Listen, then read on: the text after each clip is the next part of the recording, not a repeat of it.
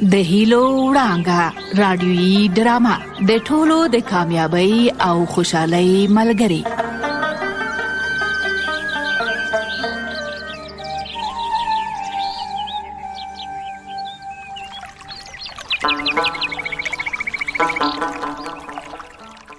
درنو او عزتمندو اوریدونکو سلامونه.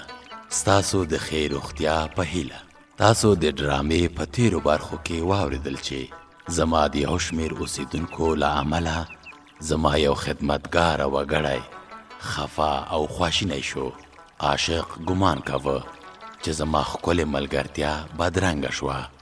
زما دوستانو زه هغه مهال یوازې پرېښودم چې ما ورته اړتیا درلوده، خو مولوي صاحب وویل چې تیریدنه او بخښنه د لویو انسانانو کار دی. ګل او ملګری چې مړاوی شي ښه نه بریښي.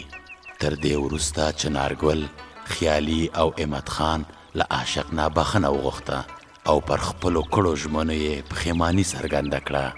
عاشق چې له زړه خورا سپېڅلی انسان دی خپلې ټولې ګیلې له زړه وویستې او دوی یې وبخل. راشئ واورئ چې په اوسنۍ ډرامه کې څه پېښیږي. دا تاسو او دا هم د هیلو وړانګه ډرامه.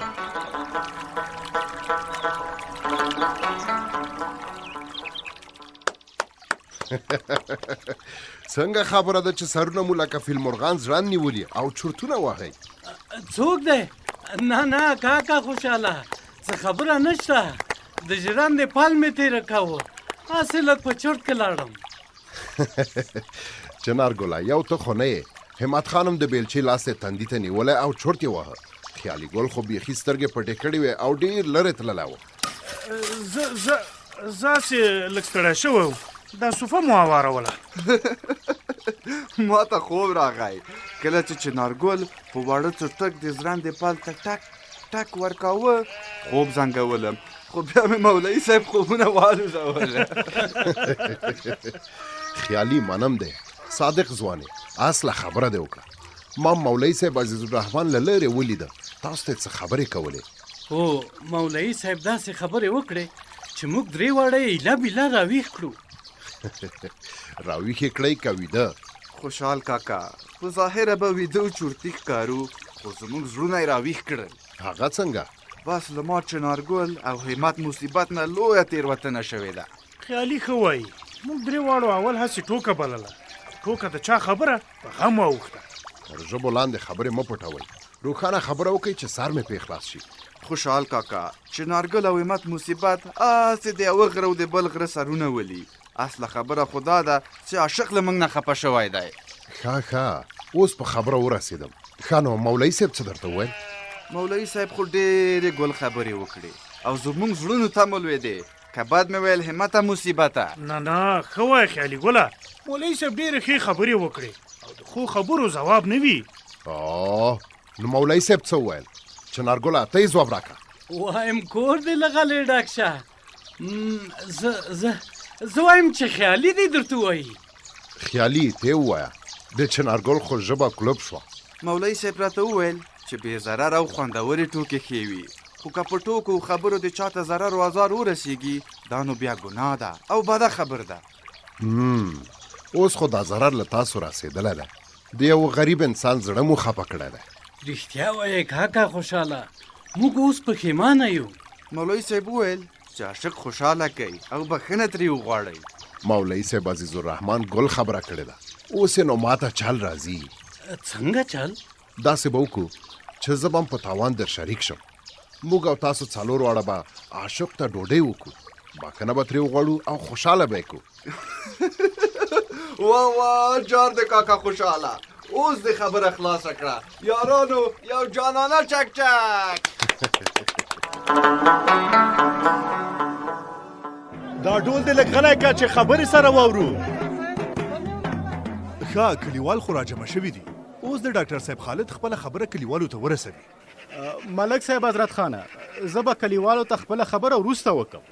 دلته مولوي صاحب عزیز الرحمن هم راغلی دی. که راشي چې کلیوالو ته د پاکۍ او نظافت په باره کې یو څه ووایي نو ډېر به ښه شي. ولې نه ډاکټر صاحب، په دواړو سترګو. مولوي صاحب که دلته نږدې راشئ. نو ټول کلیوال برې خبرې ښې واوري. کلیوالو مولوي صاحب ته لاره ورکوي. راځه مولوي صاحب د ډاکټر صاحب خالد سره نږدې ودرېږه. سمه ده ملک صاحب، دا دې درغلم. دغسې اوس وای مولوي صاحب موږ ټول درته غوږ یو. خلکو شور مه کوئ.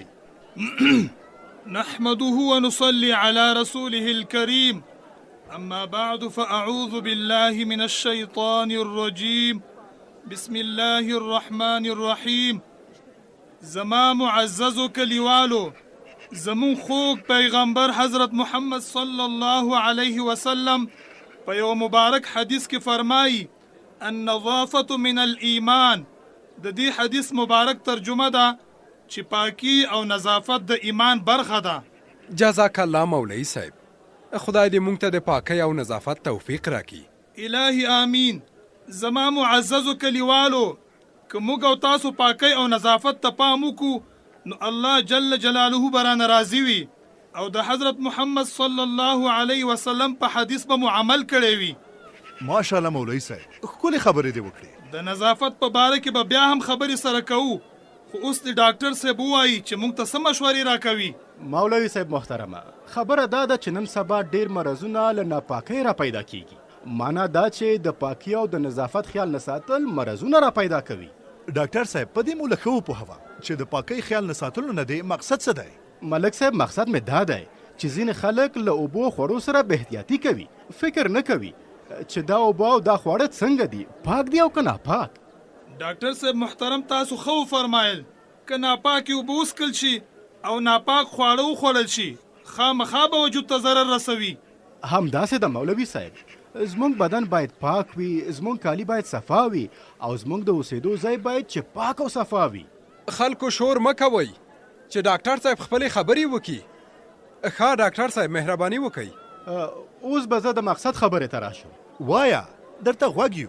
اصله خبره دا ده چې ډیر خلک په مخ مګلا په آزاده فضا کې رفع حاجت کوي چې بیا مچان پکینی او میکروبونه له یو ځای نه بل ځای ته لیږدوي او له همدې نه مرضونه پیدا کیږي. ډاکټر صاحب محترم حقه خبره دې وکړه.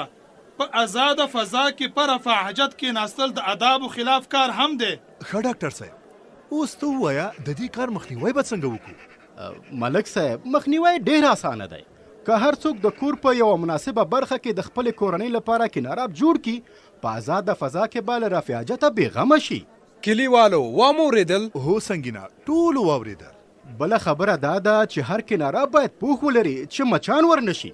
د رفع حاجت وروسته که موږ او تاسو په اوبو او صابون لاسونه ومینځو، انشاءالله چې له ډېرو مرضونو نه به په امان یو.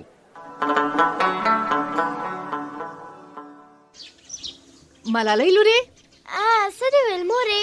مور دې جار شه، په پټي کې پاک پاک سابه ټولوه. ښه ده، پاکې ټولوم. چې کله سابه راټولوې په ټیکري کې زولۍ ورته جوړه کړه، په زولۍ کې به یږدې. زولۍ مې ورته جوړه کړې ده مورې. د خدای جار شم، په شنو پټیو کې هم سابه راټوکولي دي.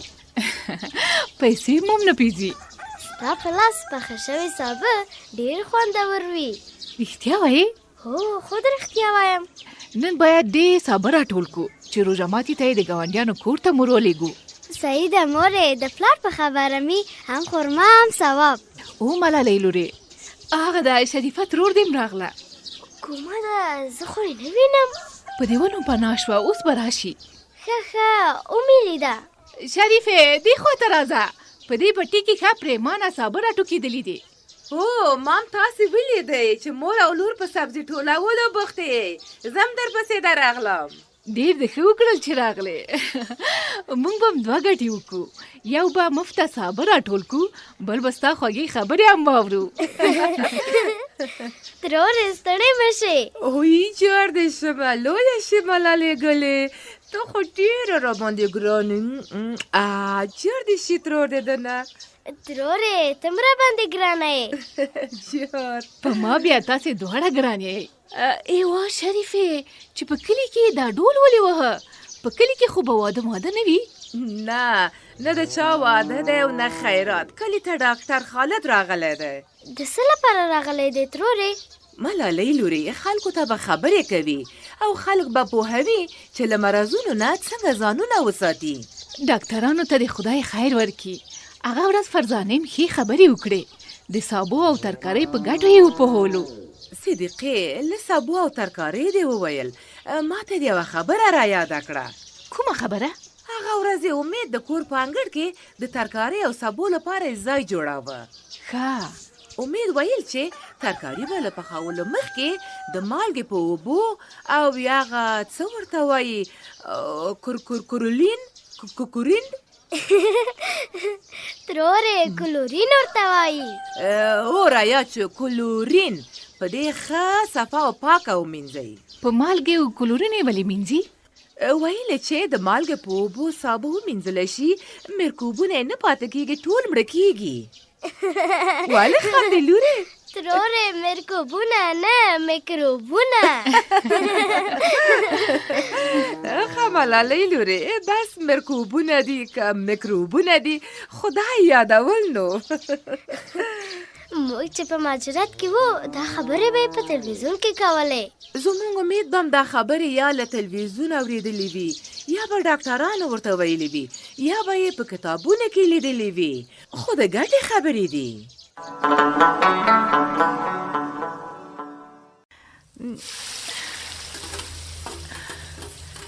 غوړي خو مې په اندازه پکې اچولي دي، زیات نه دي، مالګه به هم کمه پکې واچوم. شمس موري څه شی پخوي؟ رومیان او مټر پخوم. د شمس دوی خوښېدل، ستا به هم خوښ شي. انداز ده چې زما به خوښ شي او که نه. ولې دې نه خوښېږي؟ ښه خوندورې درته پخوم. او هسې خو ستا د لاس پخلی خوندور دی. رښتیا بله خبره مې کوله. وایه څه دې ویل؟ ما ته خو ډاکټر بیا د زیړو غوړیو د خوړلو اجازه رانه کړه. د شمس پلاره له ځانه ماشوم مه جوړوه. شکر وباسه چې ته ښه وې. زیړ غوړي څه کوې؟ د خدای نعمتونه خو کم نه دي، څه چې درته ښه وي هغه خوره. د خیالي کوترو خو بیا شرنګی جوړ کړی دی. د بام په سر هم څوک ښکاري لکه چې خیالي پاس ختلی دی. نه خیالي نه دی، شمس دی. خیالي ورته ویلي وو چې بیا کوترو ته دانې واچوه. اوس له شمس نه هم کوتر باز جوړوي که څه؟ نه شمس ښه هلک دی، خو مشر ورور یې ورته خبره کړې وه، د هغه خبره یې نه شوه ماتولی. و زویه ولې څه دې ویل ورته؟ هو یو خبره مې ورته کوله. شمسه زویه دلته راشه، د بام له سره خبره نه کېږي. سمه ده درځم. زویه ورو ورو په زینه راکوز شه چې ونه غورځې. نه غورځېږم مورې. مور دې ښه درته وایي احتیاط کوه، هسې نه چې پښه دې وښویېږي. دا دی راکوز شوم. ښه اوس دې خبره کوه، څه دې ویل؟ د ډاکټر خالد خبره کلیواله کوله. کلیوالو څه ویل زویه؟ ویلې چې مچان له یو ځای نه بل ځای ته مرضونه وړي. او دا خبره خو سمه ده چې خلک د باندې په پټیو کې یا اخوا دېخوا رفع حاجت کوي. ډاکټر خالد ویل چې مرضونه ترې پیدا کیږي. ښه نو شمسه زویه، ډاکټر خالد بیا څه ویل چې خلک د څه وکړي؟ ویلې چې له کورونو سره نږدې دي که نارابونه جوړ کړي. شمسه زویه نو ته څه وایې چې موږ څه وکړو؟ خیالي لالا ته به ووایو چې موږ ته به یو ناراب جوړ کړي. دا خو به ډېره ښه شي، خو که خیالي لالا دې دومره تکړه شي او د کناراب په جوړولو پیل وکړي.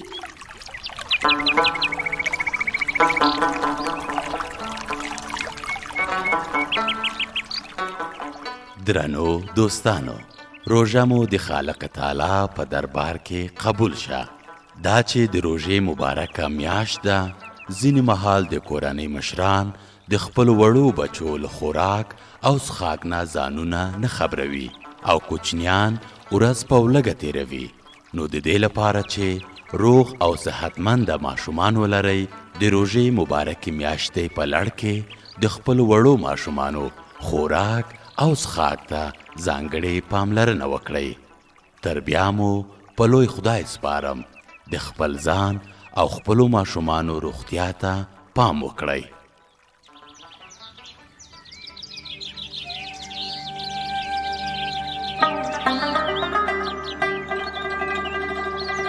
د هیلو وړانګه رادیویي ډرامه د ټولو د کامیابی او خوشحالۍ ملګری.